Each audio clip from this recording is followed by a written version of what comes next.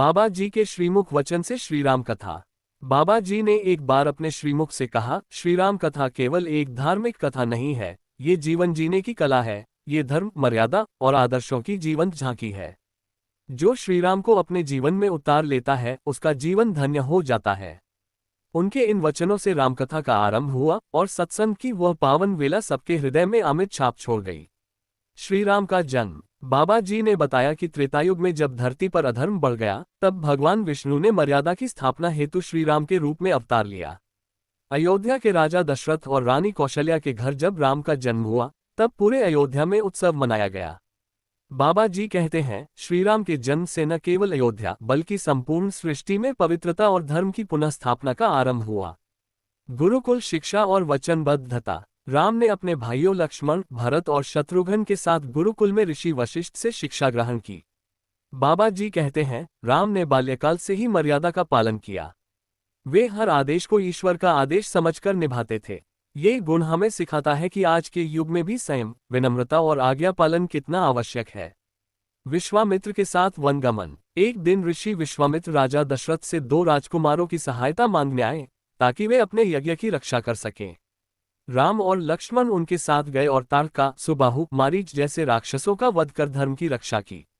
बाबा जी ने कहा, श्रीराम ने सदैव धर्म की रक्षा की, चाहे परिस्थिति कैसी भी रही हो।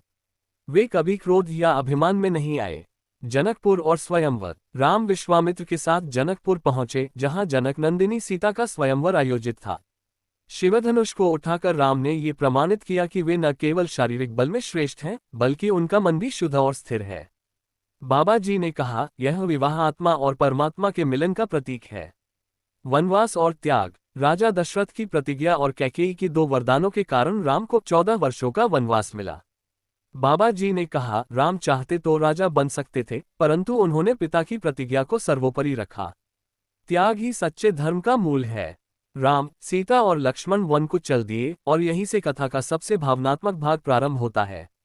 सीता हरण और युद्ध। रावण ने छल से सीता का हरण कर उन्हें लंका ले गया।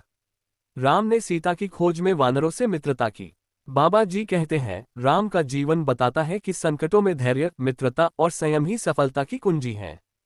हनुमान जी ने सीता का पता लगाया, राम सेतु बना और अंततः रावण के साथ महायुद्ध हुआ। अधर्म पर धर्म की विजय। श्रीराम ने रावण का वध कर सीता को वापस लाया।